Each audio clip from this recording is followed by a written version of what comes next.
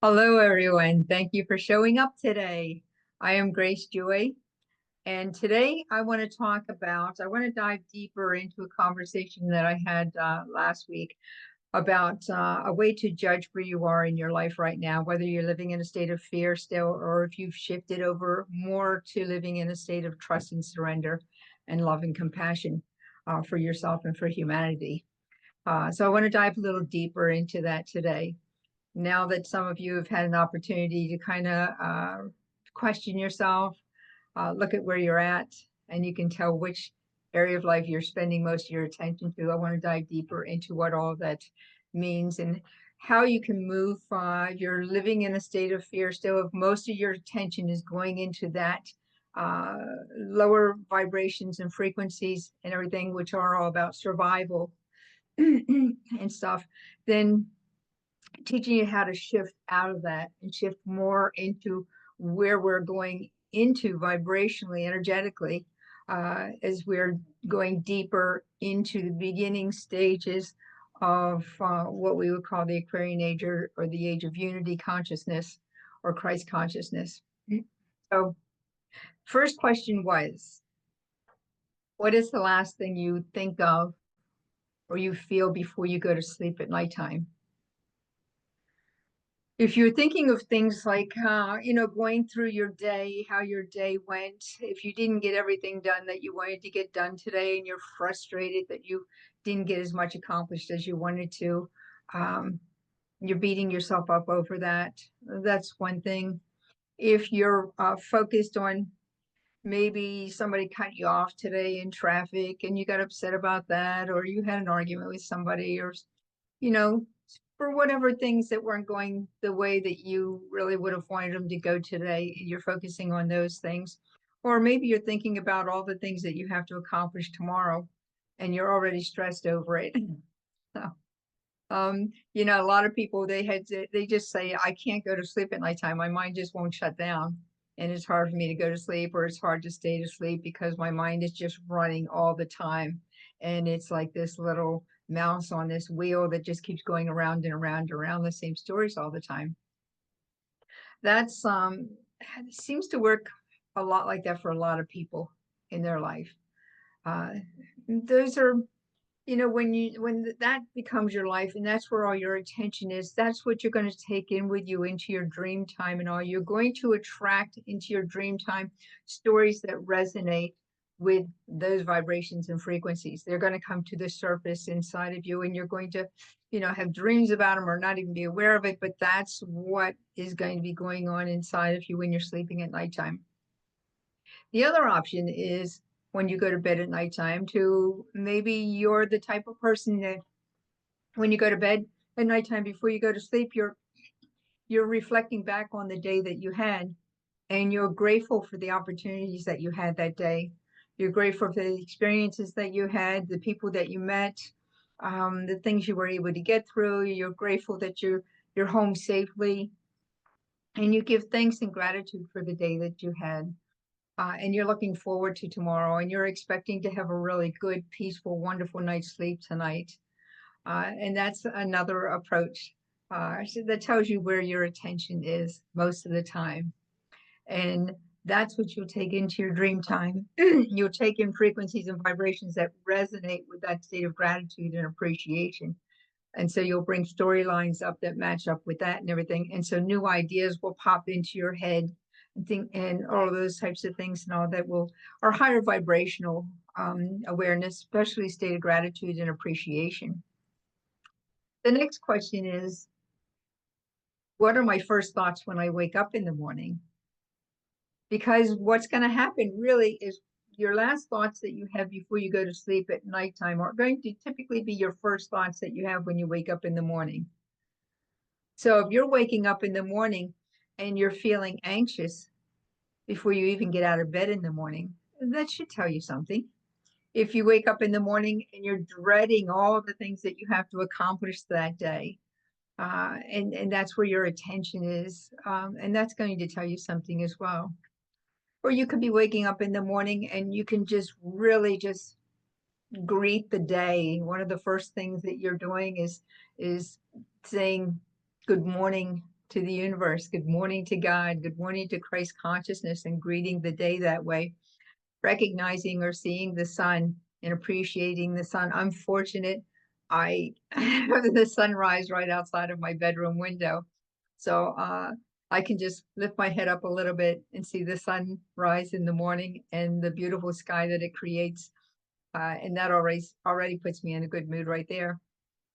You can appreciate the warm bed that you had to sleep in. You could appreciate the peaceful dreams that you had, the rest that you got that night. You can appreciate that first cup of coffee that you're going to have in the morning that you look forward to so much. And that's a higher vibration, a state of gratitude and appreciation. If that's what your thoughts are in the morning, then that lets you know what end of the scale, the vibrational frequency scale, that you're putting most of your attention on. That's what we want to find out. We are trained by our thoughts. We have power in our tongue, in our words. We have power to destroy and power to create. We are that powerful. By your words, are you justified, or by your words are you condemned? We're adding life or death with every thought, word, feeling, and action that we have. So it's important, because this is all mental at this point, it's important to know where your thoughts are, where your attention is consistently and constantly. That's what you want to change. If you're having thoughts that put you on the higher end of the vibrational frequency scale, so state of gratitude, appreciation, love, compassion, hopefulness, joy, laughter. If you're looking forward to your day and how you can serve humanity and serve yourself as well. If your thoughts are on self-care, self-love, that's really important. We need that in our life right now. Then those are higher vibration frequencies that you want to continue cultivating in your life. On the other hand, if your thoughts are on the lower end of the scale, which are thoughts and feelings of lack and limitation, unworthiness, unforgiveness, greed, manipulation, judgments, those types of things and all, they're not really serving you very well. They're not serving you, and they're not serving anyone else at this time either. They're lower vibrational frequencies.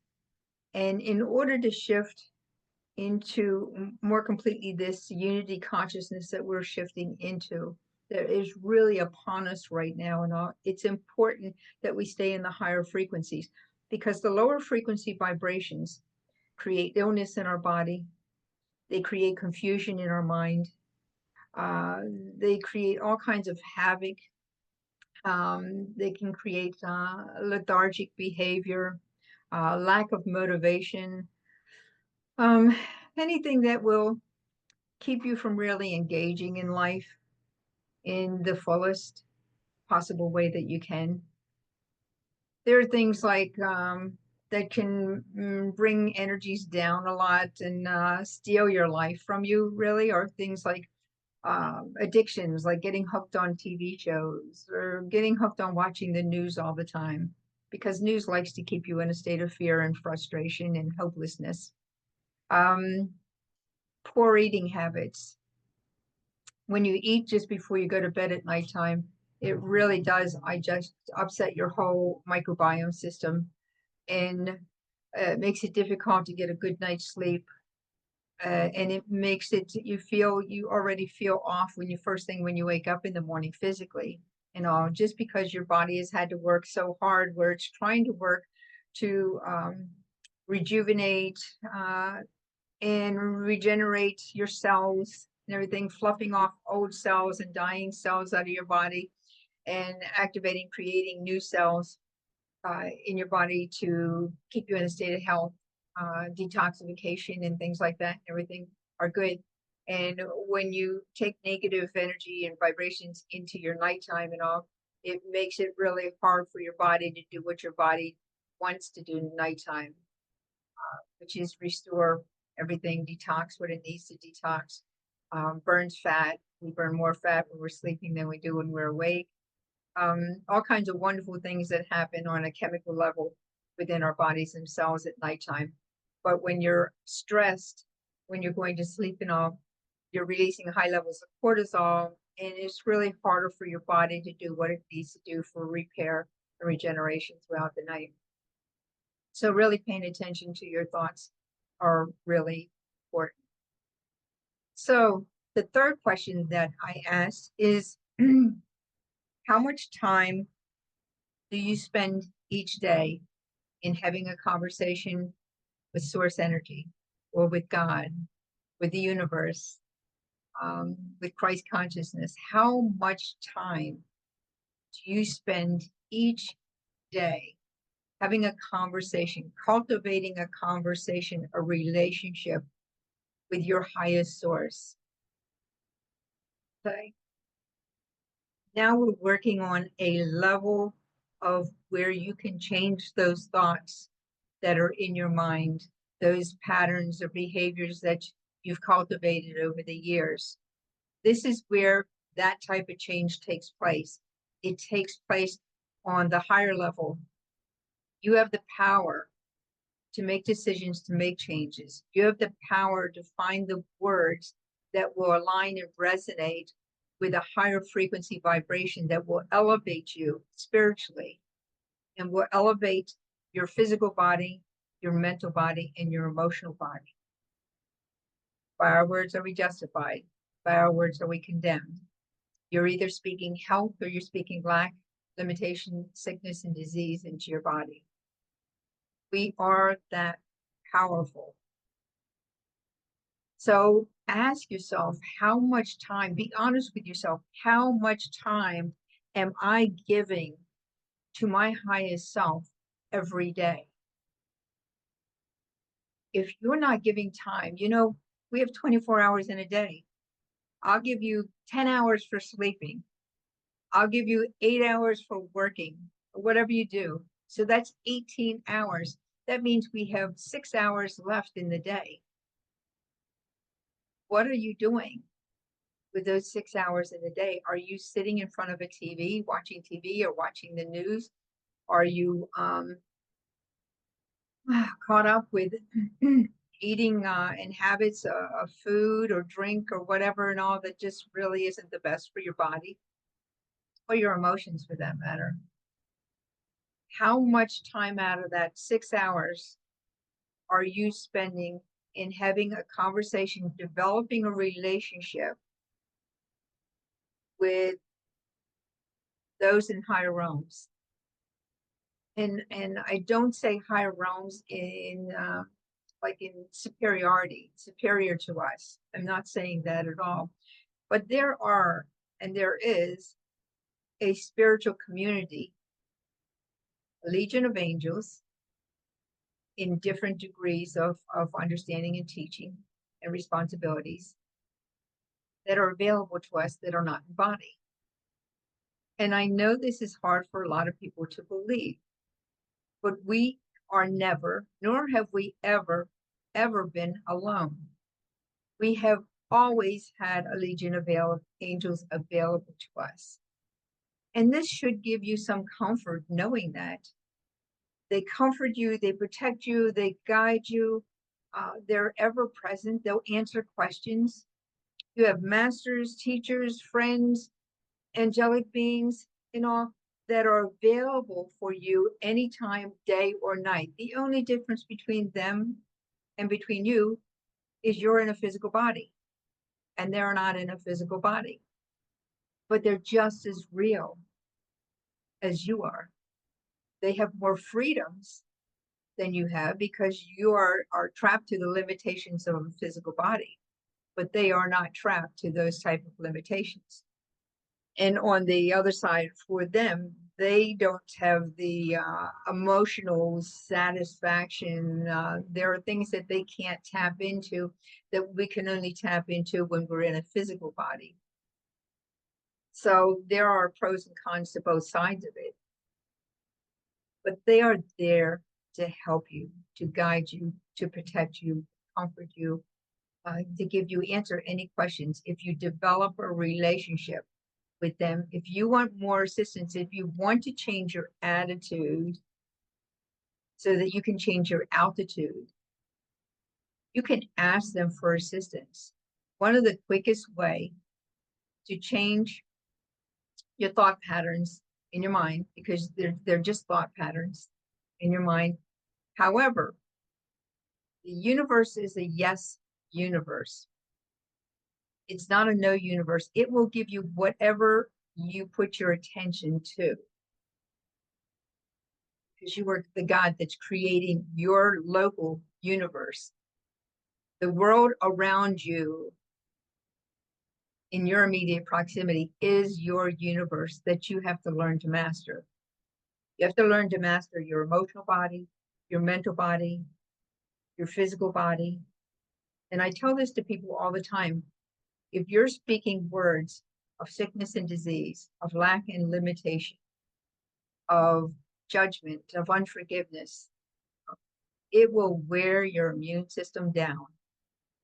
If you're going into prayer and asking, saying, like, all right, God, I don't want to be sick anymore. The universe does not operate out of no. The universe operates through frequency and vibration. When you say, I don't want to be sick anymore, or I don't want to be in pain anymore, what the universe hears is pain.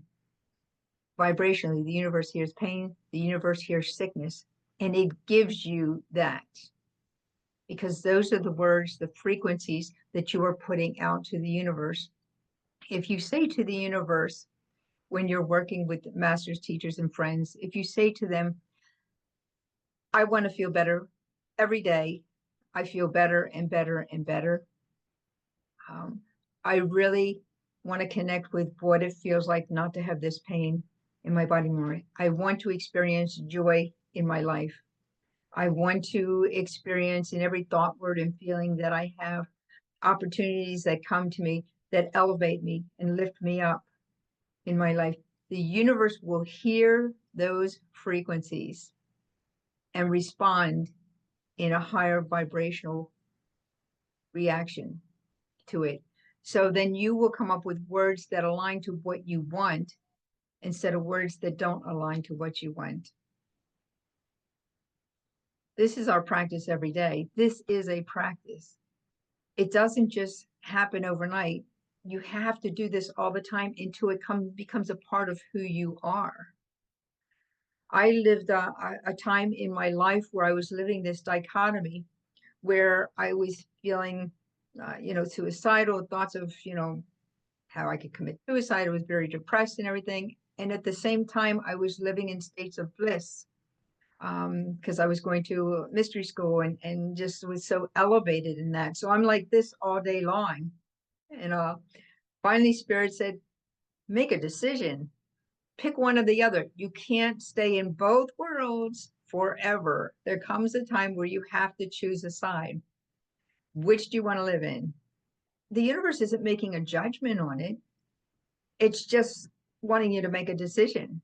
We will support whatever it is you want. What is it do you want? So I chose to live in a state of bliss and love and compassion and all that. So in order to do that, now I had this mental battle going on that I had to overcome.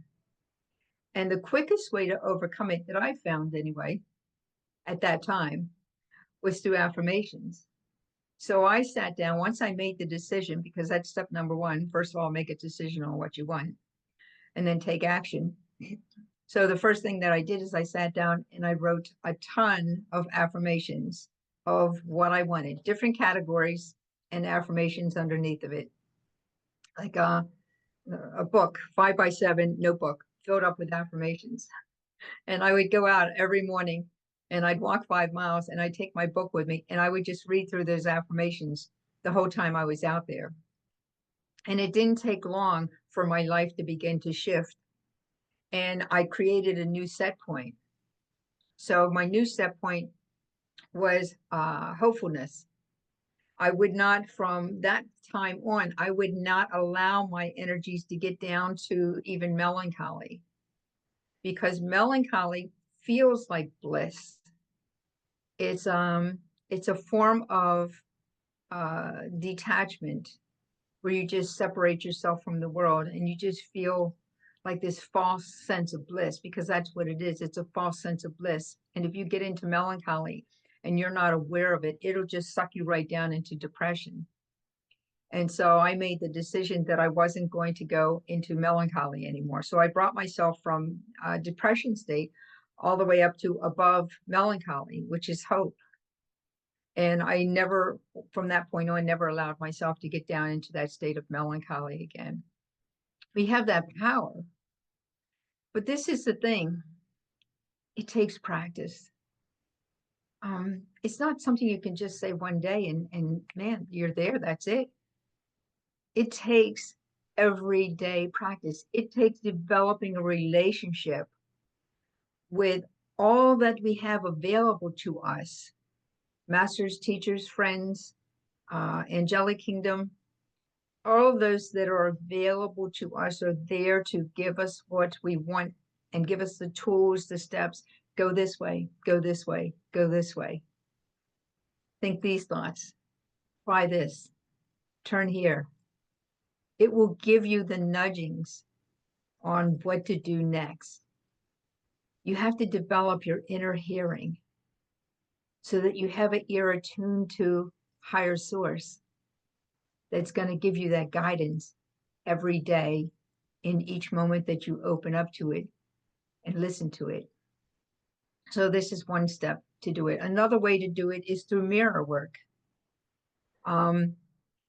If you're not talking to your body, the whole idea of being a master is you have to master your physical, your emotional, your mental bodies. You have to master your thoughts, your words, your feelings, your actions. When you become a master over all of those, life changes for you. You move into a state of ease and grace, and opportunities open up for you. Because when that happens, you're living in the present moment. You're not dwelling on the past anymore. You're not projecting into the future anymore. You're in that present moment, because every thought, word, feeling, and action that you have in that present moment creates your future. Think about that. Every thought, every word, every feeling and action that you have in the present moment create your future. So what words and thoughts and feelings are you having in each moment? This is what you want to tap into. What am I thinking now? How am I feeling now? All day long, ask yourself that, while at the same time envisioning, begin to tap into the life that you really want for yourself. What are your passions? When you can start lifting yourself out of those low frequencies and vibrations and start getting into your heart center and start communicating in that present moment with those that are here to help you, to serve you, to help you, to guide you, to comfort you in every way. When you're in that present moment connected with your heart center, your heart begins to open up and this light begins to shine. That's when you can really, really tap in and find out what your passion is, what your heart's desires are. And then from there, from getting a hit, on what it is that your passion is, then connect the feeling to how does that make me feel? Connect with the emotions and the feeling behind it, because the emotions is energy in motion. You have an idea, a thought, a passion that you want to follow, but you need guidance on how to do it. And then you can go to those sources. And in that presence that you're in, while you're connecting with your heart center, ask for guidance. What's my next step? And then listen. Don't act out of a space of, I've got to do something. I got to do something. I got to do something. I got to do something.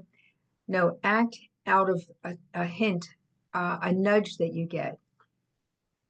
When I manifested my car, I just put it out to the universe. All right, God, you know it's time for me to get a new car. I am ready and open to receiving the information on what my new car should be. So I just knew I wanted a car.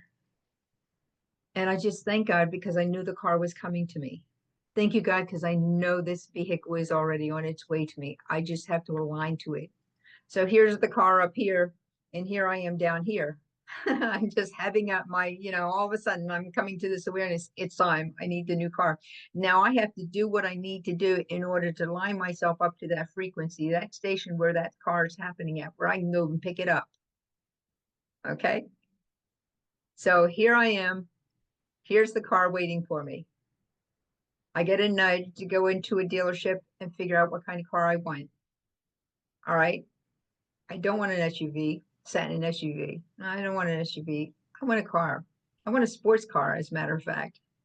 I didn't even know I wanted a sports car, but I wanted a sports car. Move me up a little closer, a little more clarity. And then I let it go. I just thank God. Oh, I'm getting a sports car. Thanks. And I just let it go. And then I'm going along, and a month or 2 or 3 months later, I get another hit. It was to go into I decided I wanted a convertible sports car. So it was to go into a auto dealership that had nothing but convertibles on it. I heard, okay, I drove by this dealership that had nothing but convertibles on it, and Spirit just said, turn around, go in there, check out all these convertibles, and let me know which one you want, what kind you want. Because I was listening. I wasn't putting any effort into it, but I had aligned myself too much, so much that I could connect in every time I would get a hit. So I would turn around and go into the car dealership, and I sat in all these different convertibles until I sat in one of them. And I said, "This is what I want: a Toyota Solara convertible." All right, it's right up here. I'm like, here, I've elevated a little bit. I just realized it's a Toyota Solara convertible. Got a little closer. Then I started driving and seeing them everywhere. Everywhere I went, there they were. So, I just thank God every step of the way. I just stayed in a state of gratitude and appreciation, fully aware of my thoughts and my words and my feelings at all times. Grateful that I knew the car was on its way to me. And I just did that for a year. For a year, I just followed every step, every step, every step. And then I finally manifested the car. And then at the end, as I finally figured out what car I wanted and stuff, I finally went back to Source again, and I said, I don't want any payments. I can't deal with a car payment. I need to have this car clear and free. No money out of my pocket, no payments. I don't know how you're going to do it, God, but I know all things are possible with you. So I'm just trusting you, God, that this is going to happen for me. So I thank you. I thank you. I thank you. And I just let it go. And because I followed every step along this process, and I was getting closer and closer and closer to it, within 15 minutes, I got a phone call. And it was from my mother that did something that she'd never done in my life. She said, I know it's time for you to get a new car. I didn't even talk to her about it. It was probably, I don't know, a year before. I said, I'm getting close to 300,000 miles on my car, and that's what I wanted to get on it. So it's, getting close to when I'm supposed to get another one. That was like a year earlier. But she called me up within 15 minutes after putting that out there to God and said, find the car that you want and I'll pay for it. I said, thank you, Jesus. you know, and I got the car, no money out of my pocket, not a penny out of my pocket, totally paid for. And I love that car. That's how easy your life can turn around. That's how easily your life can go each day, being in a state of gratitude and appreciation. So no longer was I having these thoughts of, dreading the day ahead of me when I wake up in the morning. I wake up in the morning filled with gratitude and appreciation, looking forward to the day ahead. before I leave and go out the door, I look in the mirror and I go, all right, God, who are we going to bless today? You know, I'm looking forward to seeing who we're able to bless today and being excited about that. This takes work. It doesn't just happen overnight. It has to become a lifestyle change. Anything worth having is going to take work. Every athlete that makes it to the Olympics or any professional level and all has worked for years and years and years to get to that level of excellence. Any doctor, we'll go with surgeon. If I need surgery, if I were to need surgery, I would want a surgeon that dedicated his life to studying everything about medicine, that just had a passion and knew he was supposed to be a surgeon or she was supposed to be a surgeon, was committed to it 100%, studied every book that they needed to study. They weren't looking for cliff notes. They weren't looking for somebody else to give them the answers. You know, there are different levels of education to doctors as well as there is in anything else. Which doctor do you want? Do you want a doctor that's committed to what he's doing and he wants to help people in the very best way he can help people? He's the guy that wants to be in on every surgery because he wants to learn more. He's the guy that's going to show up and work 20 hours a day so he can really take in everything he needs to take in. Here's the person that is eager to see whatever mistakes that they make so they can change the mistakes and do it better the next time. He's the person that does the research work and all. He's a person that wants to be the very best in his field. That's the surgeon that I want. It took years and years and years to get to that point. Spirituality, evolving spiritually, is no different than anything else that we do in life that we want to be our very best in. It takes years of study. It takes applications and failures and getting up and doing it again and doing it again and doing it again until it becomes a part of who you are. Then you don't have to think about it anymore because it is who you are. You have risen into that. Like I frequency lined up with my car and my car manifested for me. Spirituality, or evolving spiritually into Christ consciousness, where you have become a master over your physical, your mental, and your emotional well-being. You are lining up. You are tuned in, tapped in, turned on. You are so ready to live that life. Everything works out for you. When situations come up, you don't let them disturb you. You stop, you pause, you take a breath, and then you respond to it appropriately in the highest way that you can respond to something. That takes practice. And that's what I'm asking you right now, is to do the work that's necessary so that you can live at your highest level. Whatever your passion is in life, if you want to get to that highest level of manifesting that passion, you have to put the time and the work into it.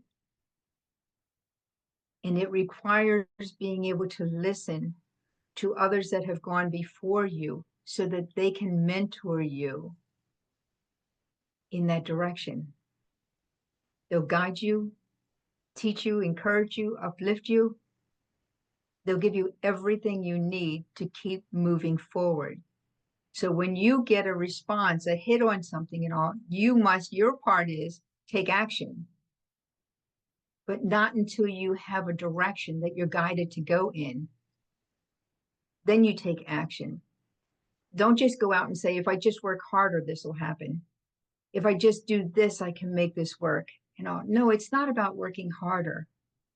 That's the Piscean age way of thinking. Earning your bread by the sweat of your brow. That is the Piscean way of thinking. In this age of unity consciousness, the Aquarian age, we think with our thoughts, our words, our feelings. We have educated those, brought them into a higher frequency where you're saying, my heart's guiding me now. I am not allowing my ego self, though I love my ego self and it served me so well for eons of time and all. Now it's time for me to elevate myself and let my heart guide me from here on forth. And the heart's going to guide you. The heart's not going to lie to you. If you really connect into the heart, it is going to give you the truth all the time. Because connecting into your heart, you have to be present in order to connect into your heart. And that's where all the magic starts. That's where the magic is. That's where all your masters, teachers, your mentors, and everything are right there. You will be guided to the perfect person or the perfect group of people that you should be aligned with. And all you have to do is open your ears to hear, open your eyes to see, and be willing to take each step as it comes to you.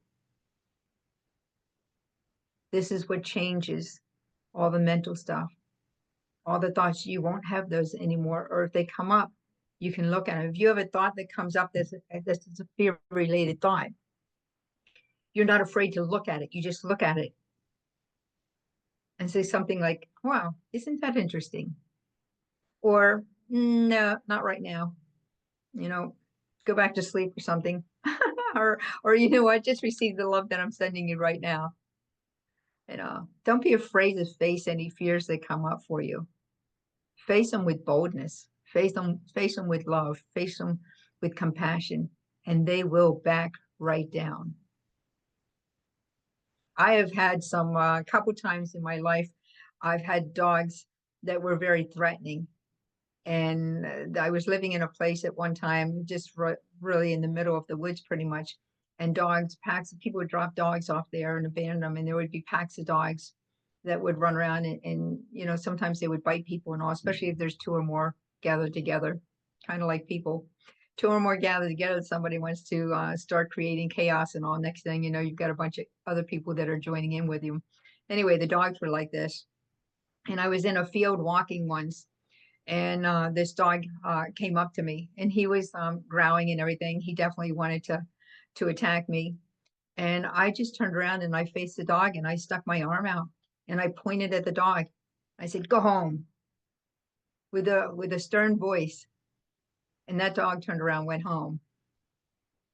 And then just recently, a couple of years or so ago, my granddaughter and I had the same experience with a dog. She was walking her dog. We were out walking, and this other dog came up, and it was very threatening, and it just kept following us and following us. And the whole time, it just was threatening to us. And finally, I had enough, and I just turned around. And I did the same thing. Turn around and face the fears. Believe me, they're not as powerful as you think they are. They will back down. You just need to take control and be a master of all the fears that come up in your life. If unworthiness comes up in your life, turn around, face it. I'm worthy. I'm created in the image and likeness of my Father, Mother, God. How can I not be worthy? I am worthy. I am capable. You know, so don't be afraid to face your fears, even if they come up in your dream time. If a storyline comes up in your dream time and it's a fearful storyline, don't wake up with that storyline. Turn around, change the ending of that story before you wake up, before you open your eyes. You can do that. And I've done that before. I don't really have those type of dreams anymore, but I remember one that I had. I remember like the last one that I had, which was, I don't know, a few years ago. And I said, I'm not waking up with this ending. So I stayed in that sleep state, you know, that in between state. You know, if I open my eyes, I'm fully awake, but if I keep my eyes closed, I'm aware of the outside world, but I'm also aware of the internal world as well. And so I just changed that storyline. And when I did that, it just changed everything. And then I was okay to wake up. You have the power. I don't know how I can express this more fully. You are so powerful. I have been telling people this my whole life, how powerful they are, and people don't want to believe it. But it is true. You are so powerful. And I want to leave you with that too right now, because we are spirit. We have a soul. We live in a body, a form. So God can express through us.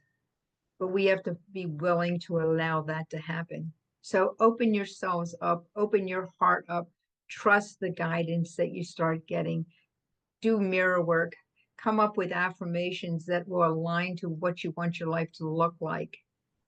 And then every day spend time with it.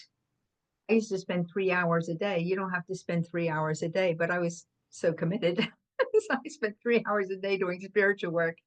But spend time every day until you get into that place where all day long you're checking in with yourself. How am I doing now? How am I doing now? How am I feeling now? What are my thoughts now? Check in all the time.